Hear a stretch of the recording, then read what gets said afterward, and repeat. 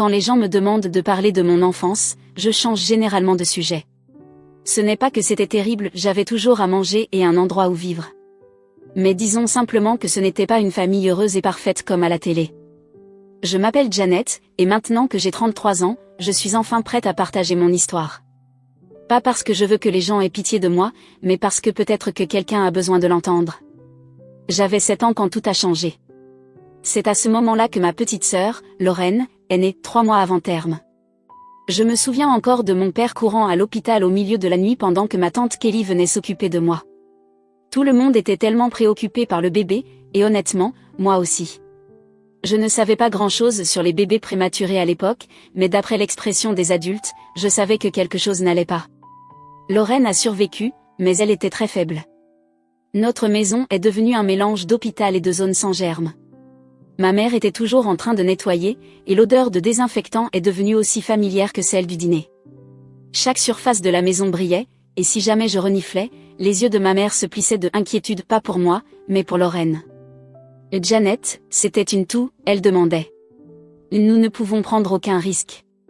Elle disait, fais ta valise. Tu vas chez mamie pour quelques jours. Et comme ça, j'étais envoyée ailleurs, soit chez mamie, soit chez tante Kelly, comme si j'étais porteuse d'une maladie. Cela arrivait tellement souvent que j'avais commencé à garder un sac de voyage près dans mon placard. Au début, j'essayais de voir ces voyages comme des petites vacances, mais au bout d'un moment, cela ressemblait juste à être exclu de ma propre maison. Alors, je me suis plongée dans l'école. Je voulais rendre mes parents fiers, attirer leur attention autrement. J'ai eu des A partout, j'ai rejoint l'équipe de débat et j'ai même gagné une foire scientifique régionale. Mais quoi que je fasse, cela ne semblait jamais compter. Mes réussites étaient toujours ignorées, perdues derrière la dernière visite chez le médecin de Lorraine ou sa petite amélioration.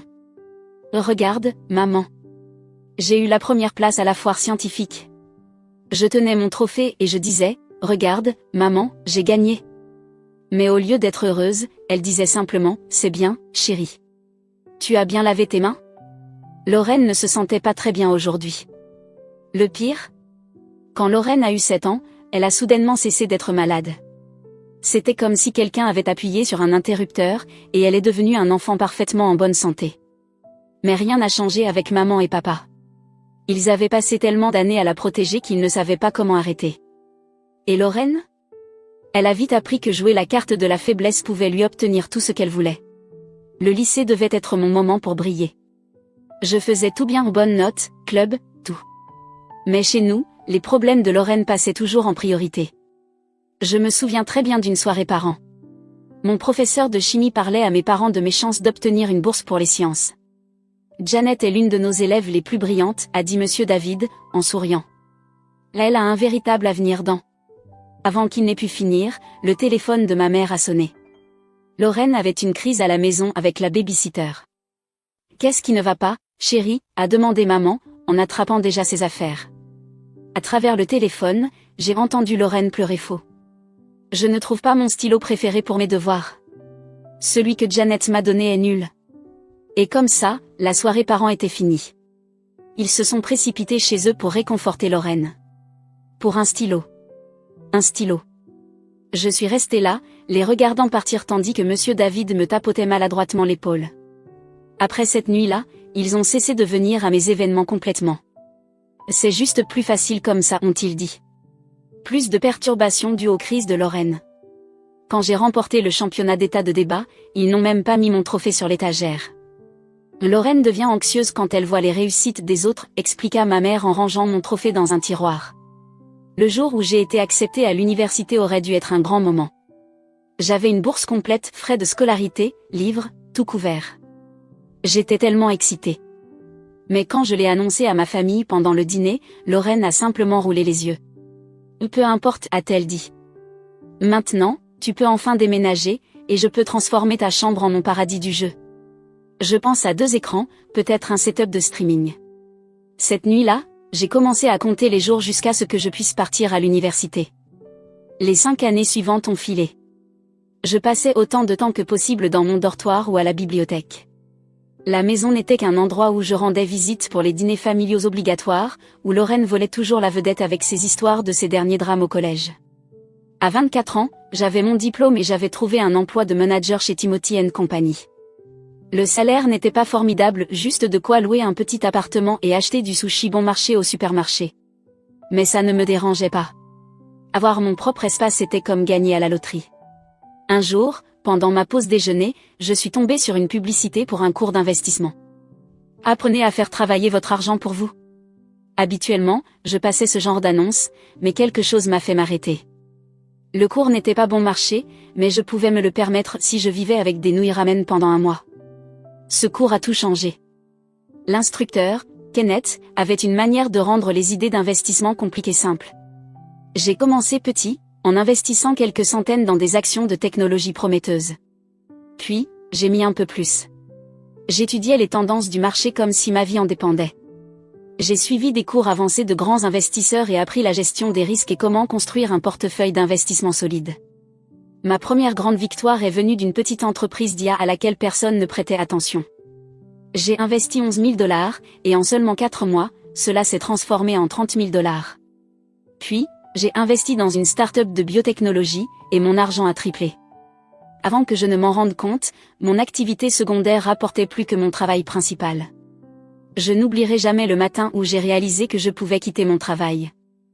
J'étais à mon bureau, faisant semblant de m'intéresser à des rapports ennuyeux, quand mon application d'investissement a sonné, une autre action avait atteint mon prix cible. J'ai fait les calculs. Mes revenus d'investissement étaient désormais 4 fois mon salaire. À ce moment-là, j'ai tapé ma lettre de démission. Même après avoir démissionné, je continuais à aller à ces dîners familiaux du dimanche. Je ne sais pas pourquoi. Peut-être était-ce juste une habitude. Peut-être qu'une petite partie de moi espérait encore que les choses changent. Je restais là, poussant le poulet trop cuit de ma mère autour de mon assiette, écoutant parler de Lorraine, tandis que mon application d'investissement continuait de sonner dans ma poche. « Janet, tu es toujours chez Timothy, n'est-ce pas ?» demandait parfois maman, sans vraiment attendre de réponse. « Ouais. »« Même travail, » disais-je, en regardant leur attention s'éloigner avant même que je termine ma phrase. C'était plus facile comme ça. Pas besoin d'expliquer que j'avais démissionné il y a 3 ans. Pas besoin de mentionner que maintenant, je gagnais plus d'argent en une journée que ce que je gagnais en un mois. Lorraine était la star de chaque dîner. Elle était entrée à l'université de Western, une de ces écoles chères où les frais de scolarité coûtent plus cher qu'une maison. « C'est tellement cher », disait maman, en soupirant. Mais sa voix était pleine de fierté. Mais Lorraine mérite la meilleure éducation. Nous avons pris des prêts, bien sûr, mais ça en vaut la peine pour l'avenir de notre petite fille. Lorraine souriait, en tournant ses pattes. Ma colocataire a un sac à dos Gucci. Tout le monde à l'école vient de bonnes familles. Le message était clair. Pas comme notre famille, Janet. Pas comme toi. Puis, un dimanche, je suis entrée dans la maison et j'ai trouvé ma mère en train de pleurer sur les factures. Mon père était à la table de la cuisine, entouré de piles de papier, ses lunettes de lecture glissant sur son nez. Les taxes foncières ont encore augmenté, marmonna-t-il. Et avec les frais de scolarité de Lorraine?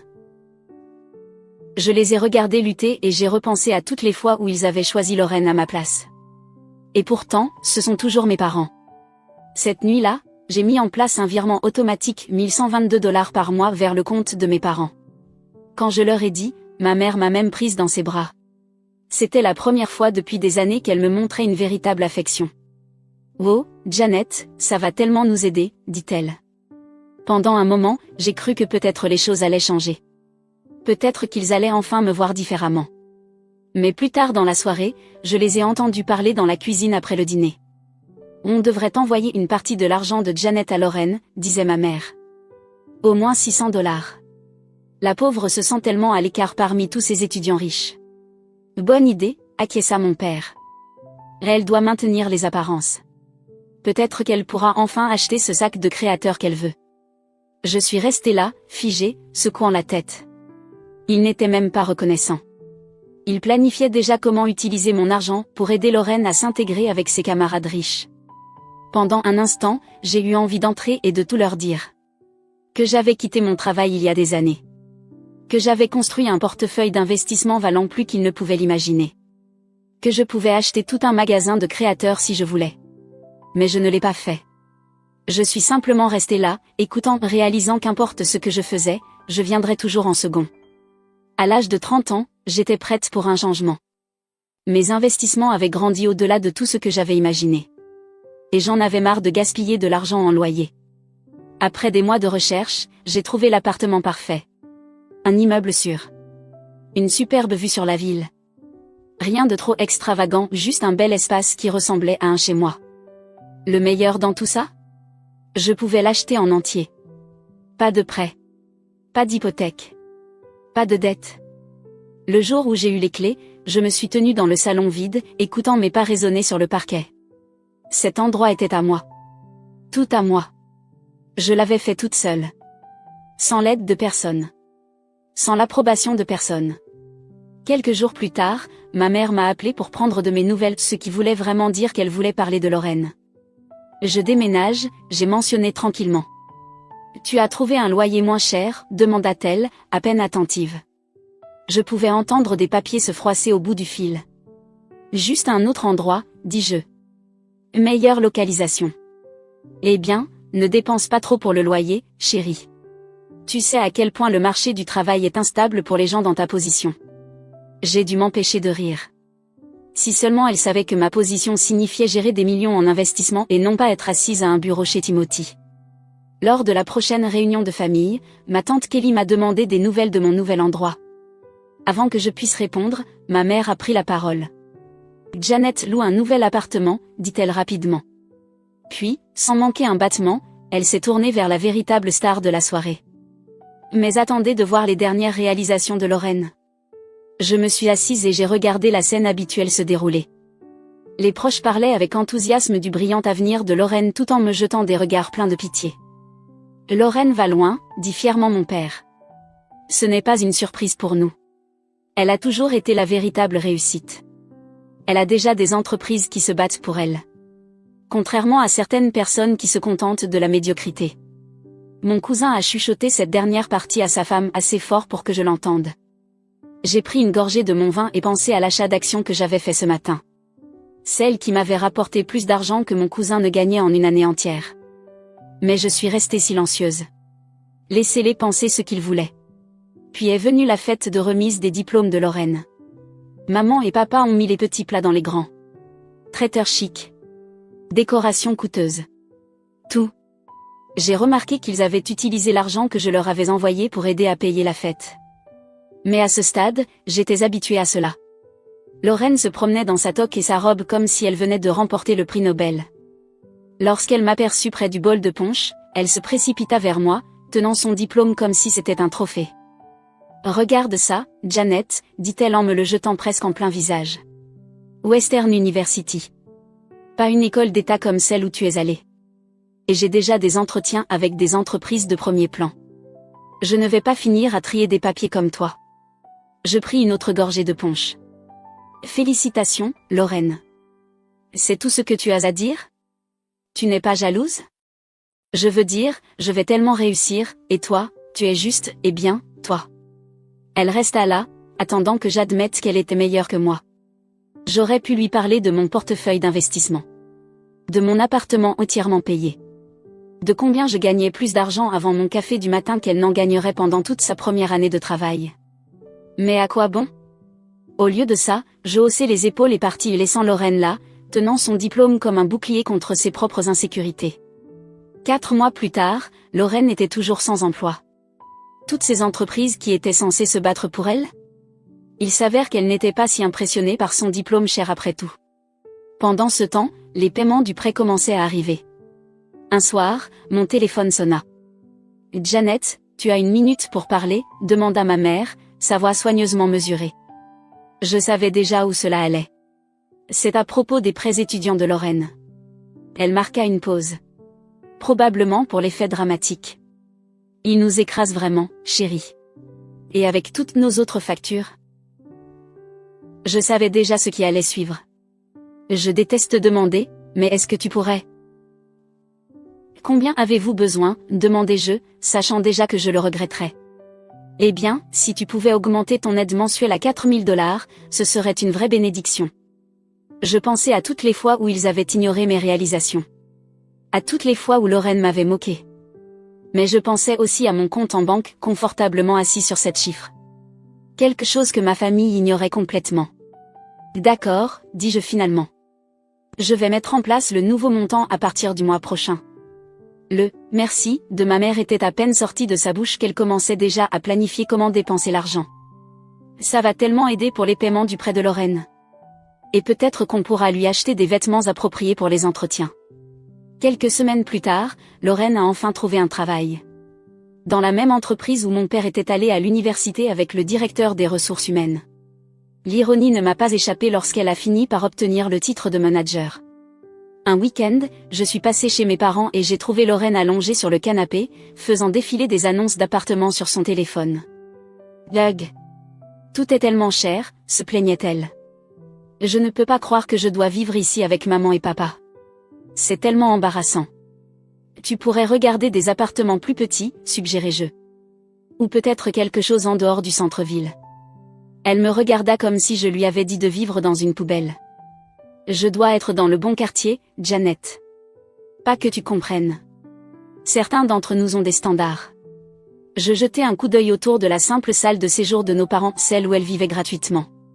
Mais je gardai le silence. Elle jeta son téléphone de côté et soupira. C'est juste temporaire. Contrairement à toi, je ne vais pas rester manager pour toujours. J'ai du potentiel. À l'approche de Thanksgiving, maman entra dans sa panique habituelle de l'hôtesse. Chaque année, elle insistait pour tout cuisiner elle-même, transformant la cuisine en zone de catastrophe remplie de stress. Mais cette année-là était différente. Je ne sais pas ce que je vais faire, j'ai mis elle au téléphone une semaine avant les fêtes. Je me suis foulé le dos en sortant le linge de Lorraine de la sécheuse, et maintenant je peux à peine me tenir droite. Comment suis-je censée cuisiner pour 30 personnes? Pourquoi ne me laisses-tu pas m'en occuper, proposai-je. Je peux tout faire livrer depuis ce nouveau restaurant en ville. Maman halta, visiblement soulagée. Tu es une si bonne fille. Je ne sais pas ce qu'on ferait sans toi. En arrière-plan de notre appel vidéo, j'ai aperçu Lorraine en train de rouler des yeux de manière dramatique. Les compliments de maman, même un peu, semblaient clairement ruiner sa journée. Le jour de Thanksgiving commença comme n'importe quelle autre réunion de famille. La nourriture arriva à l'heure, et j'aidai maman à tout préparer tout en essayant d'ignorer les plaintes constantes de Lorraine. La farce achetée en magasin ne sera jamais aussi bonne que celle maison, marmonna-t-elle. J'avais emporté mon ordinateur portable car les marchés asiatiques ouvraient pendant le dîner, et j'avais des investissements à vérifier. Je l'installai dans ma vieille chambre et le laissai tourner pendant que je rejoignais la famille. La nourriture était délicieuse, bien meilleure que le dindon sec habituel de maman. Lorsque tout le monde s'installa avec ses assiettes, maman évoqua encore une fois sa blessure au dos. J'étais tellement inquiète de savoir comment je gérerais la cuisine, dit-elle à toute la table composée de tantes, oncles et cousins, mais Janet est intervenue et a organisé toute cette merveilleuse nourriture à emporter. N'est-ce pas attentionné? C'est vraiment gentil de ta part, Janet, dit tante Kelly avec un sourire. Ça a dû coûter cher. Oh, ce n'est rien, répondis-je, essayant de changer de sujet. Je suis juste contente que tout le monde en profite. Maman hocha la tête, l'air fier. Elle s'en sort assez bien dans son travail de manager pour nous aider beaucoup. C'était probablement la première fois depuis des années qu'elle se vantait de moi. Je vis le visage de Lorraine s'assombrir. Elle repoussa brusquement sa chaise et sortit de la pièce en trombe. Au début, je pensais qu'elle faisait simplement une de ses habituelles crises de colère, mais quelque chose semblait différent cette fois. Quelques instants plus tard, elle revint en tenant mon ordinateur portable, avec un sourire suffisant qui me fit tomber l'estomac. Voyons voir à quel point Janet s'en sort vraiment, annonça-t-elle bruyamment, en regardant autour de la table. Comme elle est tellement généreuse, je parie qu'elle n'y verra aucun inconvénient si je montre à tout le monde son compte en banque. Il est temps de prouver ce qu'une perdante elle est vraiment. Mon cœur se serra. Je me levai précipitamment de ma chaise. Lorraine, ne fais pas ça. Mais c'était trop tard. Elle tourna l'ordinateur portable pour que tout le monde puisse voir. Mon application bancaire était toujours ouverte depuis que je l'avais vérifiée plus tôt. La pièce se fit soudainement silencieuse. Le visage de Lorraine devint pâle, comme si elle avait vu un fantôme. Ses mains tremblaient tellement que je pensais qu'elle allait laisser tomber mon ordinateur. Lorraine, demanda maman, inquiète. Qu'est-ce qui se passe? Qu'est-ce que ça dit? La voix de Lorraine sortit à peine plus qu'un murmure. 8 millions de dollars. Le silence qui suivit était suffocant. Je pouvais entendre tout le tic-tac de l'horloge de cuisine de maman, le bourdonnement du réfrigérateur, le bruit de la fourchette de mon cousin tombant sur son assiette. Il doit y avoir une erreur, dit tante Kelly, se penchant pour mieux voir. Janet est manager chez Timothy S. Je laissai échapper un souffle lent. Je n'ai pas travaillé chez Timothy S depuis des années, dis-je calmement. J'ai quitté mon poste pour me concentrer sur les investissements à plein temps. J'ai étudié les marchés, suivi des cours, appris tout ce que je pouvais et je suis devenue très bonne. Vraiment bonne. Lorraine me regarda, le visage pâle. Tu veux dire, tu es riche? Sa voix se brisa sur le dernier mot. Je hochai la tête. J'investis depuis des années maintenant. J'ai commencé petit, appris en chemin. Oui, j'ai 8 millions de dollars dans ce compte. Et non, je ne le cachais pas. Vous ne m'avez tout simplement jamais demandé. Le silence ne dura que 4 secondes avant que le cri de maman ne le brise. 8 millions de dollars? Elle sauta de sa chaise, le visage devenu tout rouge. Tu as 8 millions de dollars et tu nous as laissé galérer tout ce temps? Je la fixai, choquée. Galérer, répétai-je. Je vous envoie 4 000 dollars chaque mois. Tu es millionnaire, hurla-t-elle, sa voix atteignant une hauteur que je ne pensais même pas possible. Ta sœur a des prêts étudiants. Nous avons des factures. Comment as-tu pu être aussi égoïste? Aussi avide? Papa intervint, le visage tordu de colère. On t'a élevé mieux que ça, Janet. De penser que tu as entassé de l'argent pendant que ta propre famille souffre. Quelque chose en moi se brisa.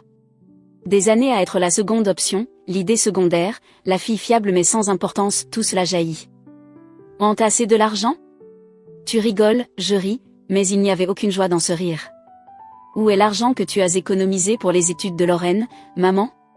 Oh, attends, tu n'as rien économisé parce que tu as tout dépensé pour ses envies et besoins sans fin. Mais le plus drôle, c'est que tu n'as même pas payé mes études, tu te souviens? J'ai eu une bourse complète pendant que Lorraine allait à son université privée chic avec des prêts. C'est différent, lança maman. Lorraine avait besoin. Lorraine avait besoin. Lorraine voulait. C'est toujours Lorraine. Je me levai à mon tour, ma voix tremblant de frustration accumulée pendant des années. Les biens, devine quoi? Mon argent est à moi. J'ai gagné chaque centime. 4 000 dollars, ce n'est rien pour toi, hurla maman. Tu devrais nous envoyer au moins 20 000 dollars par mois. Nous sommes tes parents. Je laissai échapper un rire sauvage. 20 000? Tu veux 20 000 par mois? Pourquoi faire? Pour que tu puisses continuer à gâter ta précieuse Lorraine. Je me tournai vers ma sœur, qui était maintenant en train de se recroqueviller sur son siège. Tu voulais prouver que j'étais une perdante, non? Eh bien, surprise. La sœur que tu as méprisée pendant des années, celle que tu as moquée pour être juste une manager, eh bien, devine quoi, c'est elle qui est la plus réussie. Comment tu te sens? Toute la table resta figée, les fourchettes encore en l'air, observant comme s'il s'agissait d'un match de tennis de cauchemar. Eh bien, si tu es si réussie, cracha maman, alors tu peux certainement te permettre d'aider plus ta famille. C'est ton devoir. Mon devoir? Je m'avançai vers Lorraine et lui arrachai mon ordinateur portable des mains. Mon devoir a pris fin le jour où tu as décidé que Lorraine était la seule fille qui comptait. C'est elle qui a tout le potentiel, tu te souviens? Eh bien, qu'elle réalise ce potentiel et t'aide à payer les factures. Tante Kelly tenta d'intervenir. Peut-être que nous devrions tous juste nous calmer.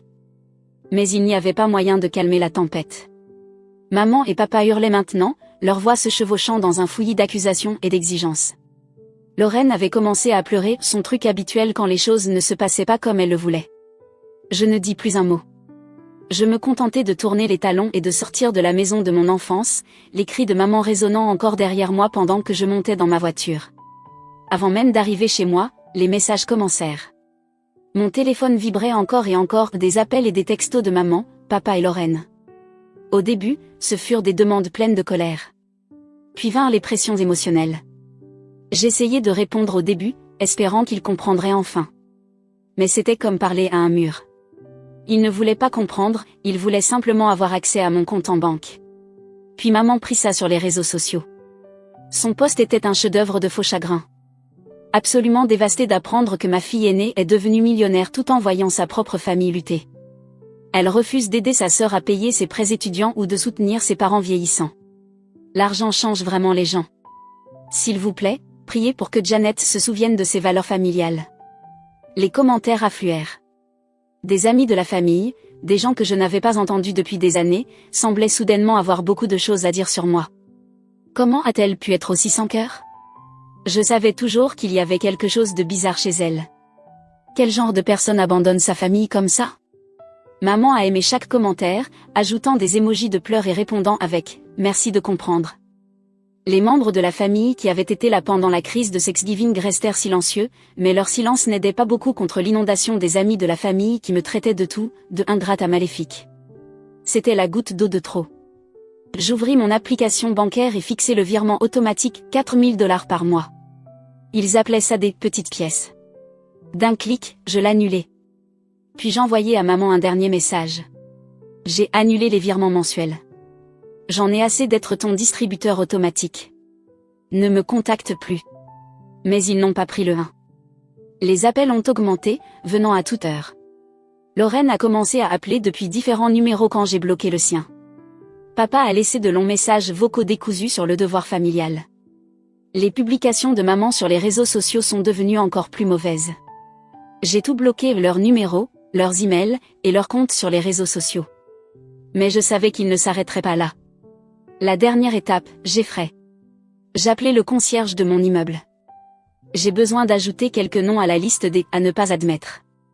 Je lui donnai leur nom, description, et lui montrai même des photos. Il hocha la tête, prenant des notes minutieuses. Le lendemain, j'effraie m'appela. « Tes parents et ta sœur ont essayé de forcer leur entrée, dit-il. Ils ont causé une belle scène dans le hall, menaçant d'appeler la police. Je n'étais même pas surprise. Cette nuit-là, j'ouvris mon ordinateur portable et commençai à regarder des propriétés dans d'autres États. Peut-être qu'il était temps de recommencer quelque part, loin d'ici. Certains pourraient appeler cela fuir, moi je l'appelle poser des limites. Ils ont eu des années pour me traiter comme une famille. Ils ont choisi d'ignorer mes réalisations. Ils ont choisi de se moquer de mon succès. Ils ont choisi de mettre Lorraine en priorité à chaque fois. Maintenant, ils m'ont montré exactement comment ils me voient, et je ne ressens aucune obligation de les garder dans ma vie. Alors que je fais défiler les annonces dans des villes où ils ne me trouveront jamais, je ne ressens que du soulagement. Parfois, la chose la plus saine que tu puisses faire, c'est de partir même de ta famille.